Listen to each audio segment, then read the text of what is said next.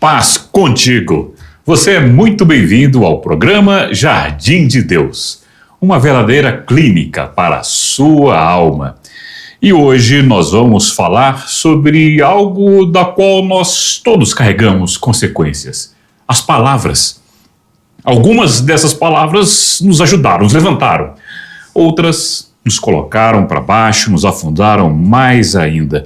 Mas eu quero que você entenda que nós vamos falar hoje sobre palavras que moldam destinos, palavras de Deus que podem restaurar completamente a nossa identidade. Provérbios 18, 21 nos diz que a morte e a vida estão no poder da língua. Muitas pessoas estão feridas por dentro, não por aquilo que passaram ou viveram, mas por algumas coisas que ouviram ao longo da sua jornada. Hoje nós vamos falar então sobre palavras, sobre identidade e também sobre cura. E para falar sobre esse tema nós estamos recebendo o pastor Johnny, ele que é um dos palestrantes da clínica e conhece bem o poder das palavras. Pastor Johnny, seja muito bem-vindo mais uma vez. Nos fala por que as palavras têm tanto poder sobre a nossa alma. Obrigado aí mais uma vez pelo convite, pastora Gleise, pastor Márcio. Sempre um prazer estar aqui com vocês. Bom, o poder das palavras ele já dá a sua importância logo no início da Bíblia. Tudo que existe foi feito pela palavra de Deus. Então Deus, por meio da sua palavra, disse haja. Então, tudo que é manifesto, tudo que nós vemos, experimentamos nessa terra, nesse universo, são todos produtos da palavra de Deus. E aí a gente percebe algumas coisas. Na nossa trajetória, as palavras são fundamentais para a construção da nossa personalidade. São fundamentais para determinar, ajudar a determinar a nossa trajetória de vida.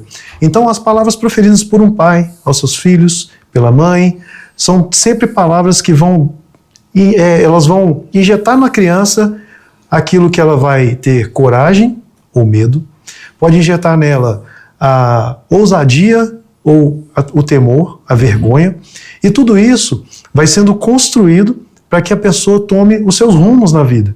Então, às vezes, a palavra de um líder, a palavra de um professor, a palavra de uma pessoa que tem um grau de importância para cada um de nós, as palavras são fundamentais. Então, precisamos ter uma grande atenção a esse tema extremamente relevante. Nem sempre o trauma tem origem em um fato. Às vezes o trauma, ele também tem como origem uma frase.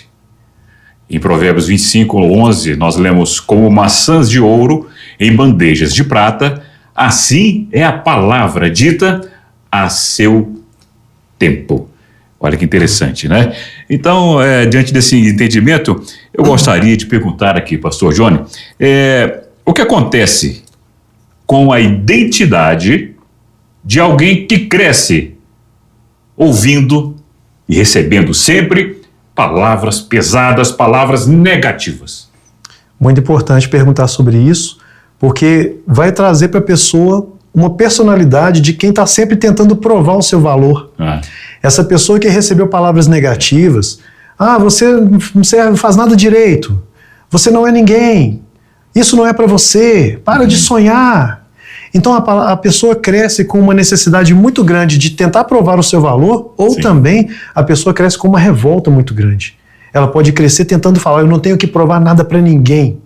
Então, existem os extremos, né? Uma palavra mal lançada é como se fosse uma semente de uma erva daninha. Cada um de nós, somos representados também biblicamente como árvores, né? Nós somos enxertados na figueira, somos também produto ali de uma árvore. Aí, quando você joga ervas daninhas, você joga ali naquela árvore, qualquer tipo de inseto que vai ali comendo aos poucos, essa árvore ela não vai crescer de forma saudável. Então, sempre lembrando, da construção da infância, porque quando adulto, a pessoa já tem uma experiência de vida e já se blinda de alguma forma. Mas realmente a importância das palavras na construção da personalidade de uma pessoa, ela é extremamente importante. Então a pessoa fica sempre naquela coisa de provar o seu valor, ela está sempre tentando agradar a todo mundo, a pessoa vai ter dificuldade de dizer não, ela vai entrar naquilo que a gente já tratou como um tema anteriormente, que é o cansaço. né? Muitas pessoas cansadas no ministério, cansadas no seu trabalho, cansadas nos afazeres de casa, porque não consegue dizer não. A família, sempre que a família procura, precisa, ela quer provar o seu valor, porque ela não foi valorizada quando as pessoas que poderiam ter ali dado para ela a semente boa, para que ela pudesse crescer e florescer, essas pessoas tentaram ali, jogaram terra, uma terra ruim, não aguaram essa planta, e essa planta cresceu de forma desordenada. É interessante que essa fase da vida, sobretudo a infância, né? A formação do caráter, como é que ele pode ser influenciado pelas palavras negativas que são constantemente direcionadas àquela pessoa, àquela criança que está formando o seu caráter. Então, que isso pode influenciar, não é? Então, é importante realmente essa consideração, né, a respeito da formação do caráter do indivíduo, a construção do caráter e também o que fazer quando, ao longo da minha vida, eu cresci ouvindo insistentemente palavras negativas sobre mim ou sobre as pessoas que estão comigo, e o que eu posso fazer hoje? O que é possível que alguém faça para restaurar a sua condição? Porque não pode ficar assim a vida inteira. É verdade. A solução é, em primeiro lugar, identificação. A primeira coisa que a gente sempre precisa ter como ferramenta é a ferramenta de identificação da dor. Porque a identidade da pessoa que cresce com palavras negativas, palavras de menosprezo, a identidade dela não fica firmada no que ela tem de melhor. A identidade dela fica firmada na dor. E aí ela se torna também uma pessoa reativa. É interessante um processo que acontece, né? Uma das matérias que eu venho estudando, estou fazendo uma pós em neurociência também. E a gente fala um pouco sobre essa questão da divisão do cérebro, né? O seu córtex pré-frontal, o seu lobo ali posterior, e o seu consciente está aqui, mas o seu inconsciente está lá atrás. E é como se fosse o iceberg. O consciente é a parte que você vê sobre a água. E o inconsciente é toda aquela estrutura que está submersa. Então a pessoa, ela entende que ela precisa agir de uma forma. Ela sabe o que é a forma correta de agir, ela sabe o que é a forma correta de falar. O problema é que não é como a gente pensa, é como a gente funciona. Lá no íntimo dela, as palavras que foram plantadas lá no passado, essas palavras vão determinar o funcionamento dessa pessoa. Então uma pessoa que recebeu palavras ruins, ela vai ser reativa. E aí agora partindo para a solução.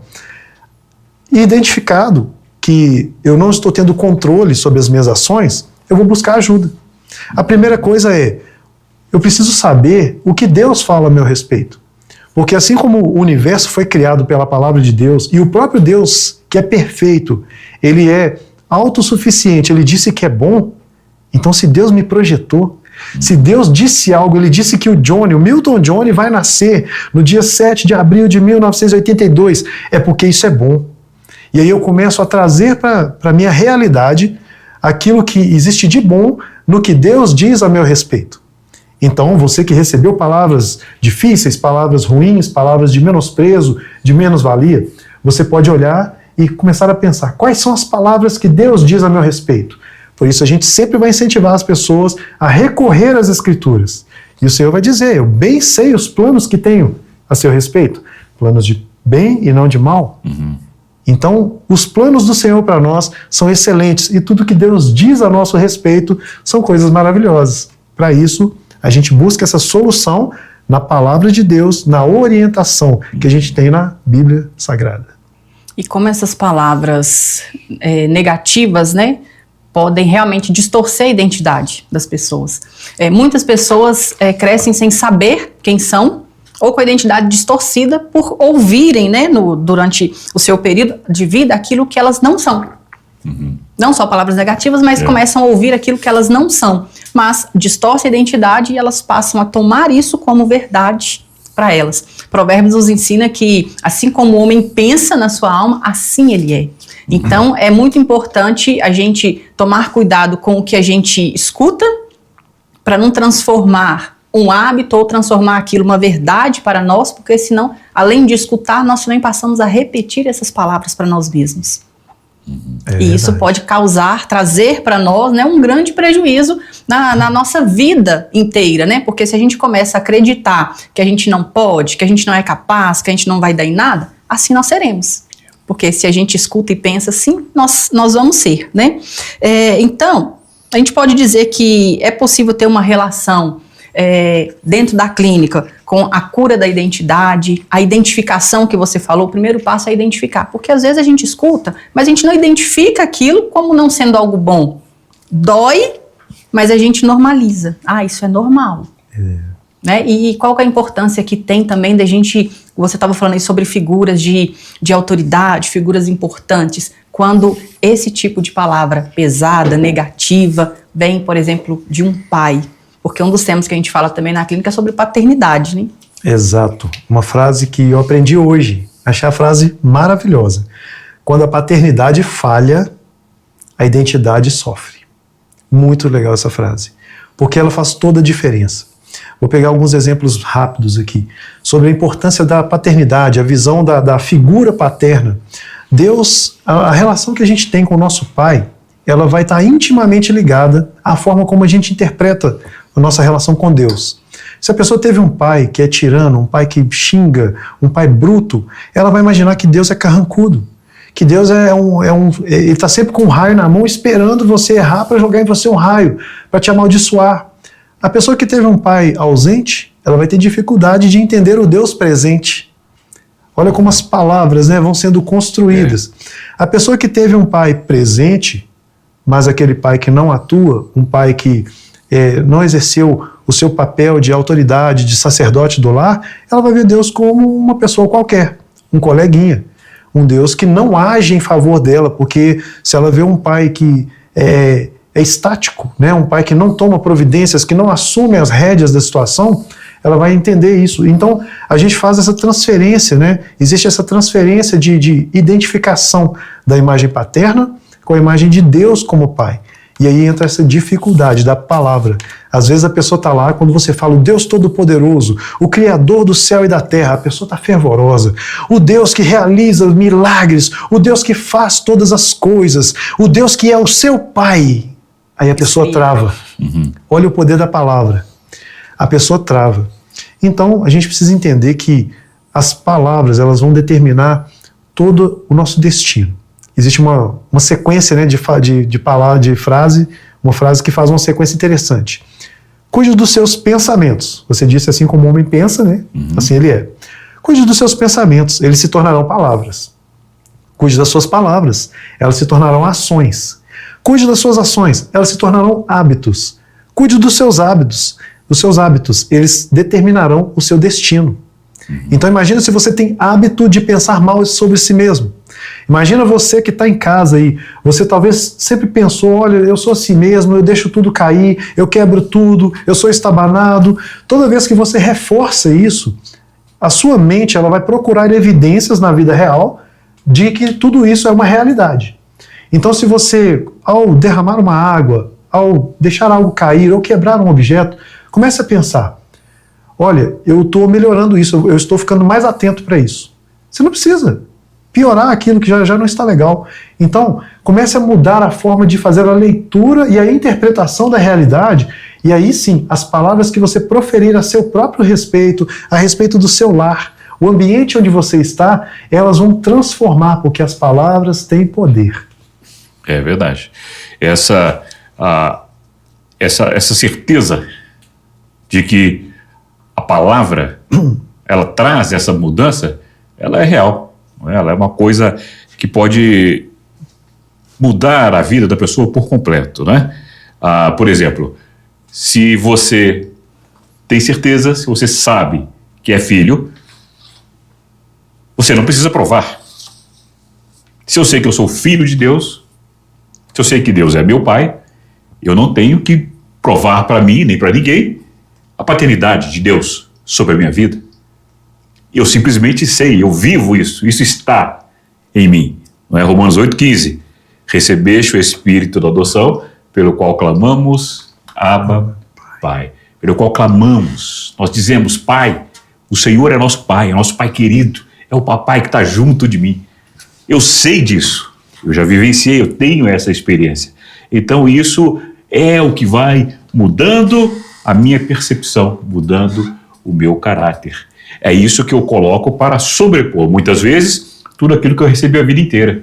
Exatamente. Toda aquela informação que eu recebi a vida inteira. Não é?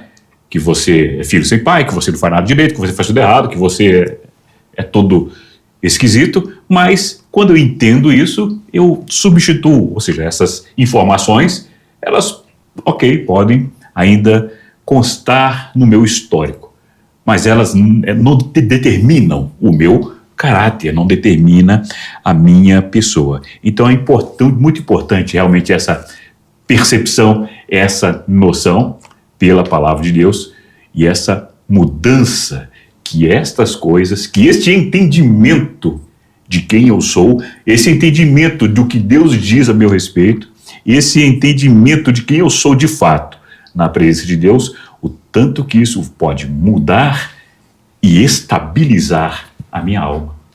Muito bom. Isso é realmente muito interessante. E é importante quando a gente fala sobre o poder das palavras, por que é um tema relevante da gente considerar? Porque palavras ferem. Como o pastor Márcio falou aqui, as palavras elas têm o poder de nos empoderar, mas também elas têm o poder de nos ferir. E é um dos temas que a gente aborda na clínica, porque muitas pessoas chegam lá com feridas na alma causadas por palavras. Exato. E vem com palavras que feriram a si mesmos, e como elas estão feridas, elas também lançam palavras para ferir os outros.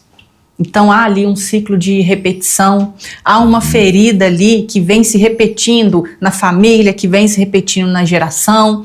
Então é bom a gente falar para essas pessoas, não só sobre o poder das palavras, mas como elas podem ressignificar isso, como que essas feridas causadas por palavras podem gerar dores emocionais e até mesmo atrapalhar o fluir do Espírito Santo. Porque às vezes as pessoas escutam tantas palavras que elas não se veem dignas, né, de tanto do fluir do Espírito Santo, quanto de conquistar algo, ou até mesmo de estar num ambiente como a clínica, algo que vai ativar nela ali uma cura emocional, um empoderamento, um renovo espiritual. Eu queria que você falasse assim para as pessoas o que representa isso dentro da clínica e para as pessoas que têm esse tipo de ferida também, que há uma solução, né? Com certeza. A solução, como sempre, ela é encontrada em Deus, por meio de Cristo, com a ação do Espírito Santo. É a Trindade agindo na sua forma perfeita e plena. Então, o próprio livro de Romanos, ali no capítulo 8, né, você mencionou, quando o Espírito nos conduz a clamar a Abba Pai. Nesse mesmo capítulo, a gente vai ter uma garantia de filiação. É interessante porque o apóstolo Paulo vai mostrar que a importância da adoção, como era importante para os próprios romanos, né, era para dar seguimento à linhagem, era para dar sequência a todo o legado que foi construído por aquele homem que talvez não pôde ter filho, por algum motivo fisiológico, e aí ele escolhe uma pessoa, uma criança, para carregar esse legado, como ele passa a ser pai dele. Então, o apóstolo Paulo ensina ali para os romanos, porque Deus nos traz para perto dele, nos traz para si por meio do espírito de adoção, e aí pelo qual clamamos Abba Pai. E o melhor de tudo, que ele vai falar também que o Espírito Santo é o penhor da nossa herança celestial. Então, quando a gente começa a entender que a gente realmente é filho de Deus, a gente começa a compreender que somos herdeiros de Deus e co-herdeiros com Cristo, a nossa identidade ela vai sendo impressa, ela vai sendo readequada, ela vai sendo moldada aos padrões celestiais. Então não quer dizer que a gente vá abandonar as coisas dessa terra, não quer dizer que a gente vá ignorar as dores deste mundo, as palavras que foram lançadas sobre nós, mas nós teremos sim uma palavra que ela sobrepõe, porque é como se eu fosse perguntar aqui para você, o que é que vale mais para você? A palavra da pessoa que é a secretária ou a palavra da pessoa a quem ela secretaria, do patrão? Você vai considerar o que a secretária falou ou o que o patrão falou? Você vai considerar o que o patrão falou. Então não quer dizer que vai descredibilizar a secretária, ela tem o seu grau de importância, mas numa falta de equivalência, né, numa distorção ali entre o que um disse e o que o outro disse, você vai levar em conta a quem está em uma posição superior. Então não importa o que seus pais disseram, não importa o que amigos disseram, quanto zombaram de você, O que importa é o que Deus diz a seu respeito. E Ele, por meio do seu Espírito, Ele nos traz para si, Ele nos dá uma nova identidade, e é esse Deus que também vai fazer com que clamemos Abba, Pai. É um nível de intimidade com Ele. É verdade. Isso é maravilhoso. Essa intimidade nós precisamos buscar, essa intimidade nós precisamos desenvolver. Agora, vamos considerar aqui de uma pessoa que está nos ouvindo e que ela realmente tem essas dificuldades. Ela cresceu nesse ambiente com essas informações, ela tem dificuldades realmente em se aceitar até, ela está com dificuldades de saber suas capacidades, né, de seus valores. Ela está pensando aí, realmente, não sei o que faço, não sei o caminho que tomo, eu estou desistindo, eu não sei mais o que fazer. Que orientação a gente pode dar a esta pessoa? Como nós podemos orientá-la que, mesmo tendo a alma tão ferida, ela pode ser curada? Maravilha, eu vou me direcionar com muito carinho agora para você. Você que está nos ouvindo, que está passando por essa situação que o pastor Márcio detalhou aqui. Existe a fé emocional e existe a fé racional. Então, muitos teólogos vão trazer esse debate, né, da importância das duas, se uma é mais importante que a outra. Eu digo que ambas são extremamente importantes. A fé emocional ela é o primeiro estágio que nós vamos passar. É quando você tem essa oportunidade do contato com o Espírito Santo, você se deixa levar pelo Espírito Santo, você assume a sua fraqueza diante de Deus. Você fala, Deus, realmente, eu não estou conseguindo me ver como alguém que tem valor. É reconhecer. Esse é o primeiro passo. Então, essa fé emocional, ela vai trazer para você o acolhimento. Deus te acolhendo, Deus te dando uma sensação de que você é filho, te dando ali todo o carinho e o acolhimento que é necessário para que o seu coração se acalme. Mas você precisa evoluir para a fé racional. A fé racional, ela é exatamente quando você desenvolve as disciplinas espirituais. Dentre elas, a gente vai ter oração, jejum, a leitura da palavra. Então, falando em poder das palavras, a fé racional ela vai nos levar direto ao centro do poder da palavra. A palavra de Deus, as sagradas escrituras, aquela palavra que não muda, que Deus sendo o mesmo ontem, hoje e eternamente. Aí a sua fé racional, ela vai te trazer para uma segurança, mesmo nos momentos em que você se sentir abatido. Porque, voltando aqui para vocês, às vezes a gente, mesmo sendo pastor, sendo líder, pregando sobre isso, não quer dizer que a gente não se abata. Não quer dizer que a gente não sinta, né, em alguns momentos, não é verdade? A gente se sente, às vezes, pequeno, a gente se sente, às vezes, incapaz. Mas aí a nossa fé racional, ela nos leva, poxa, se eu estou triste, eu vou pegar aqui a Bíblia, eu vou começar a ler, Deus fala comigo através da sua palavra. E aí a palavra de Deus vai trazer para mim e para você que está em casa, a palavra de Deus, ela é o remédio para toda angústia que você sente, para todas as palavras que foram ditas a seu respeito, que elas não vão mais determinar quem você é. A partir de hoje, quem determina quem você é Deus, na pessoa de Jesus Cristo, que tomou o meu e o seu lugar na cruz, para que nós pudéssemos, então, tomar o lugar dele como filhos. Pois todos quantos o receberam, deu-lhes o poder de serem feitos filhos de Deus. Então seja filho, chegue diante do Pai e diga, Pai, eu estou me sentindo pequeno, me dê a mão, me ajuda. E eu tenho certeza que Deus vai falar com cada um de nós. É verdade, né?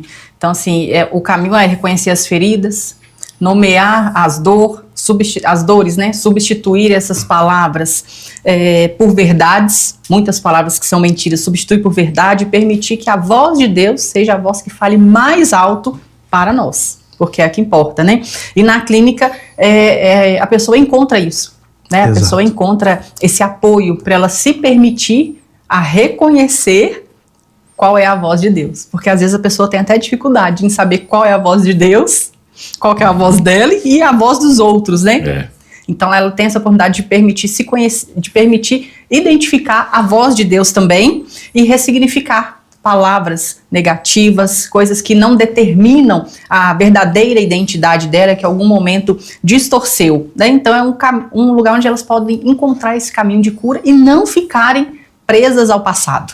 Aproveitando aqui que você já falou para todo mundo que você é ministro de louvor, uma das coisas que às vezes eu fico olhando as pessoas, e eu passo por isso também, né? Quanto que o louvor fala com a gente. E às vezes eu vejo na clínica assim, alguns louvores específicos que as pessoas...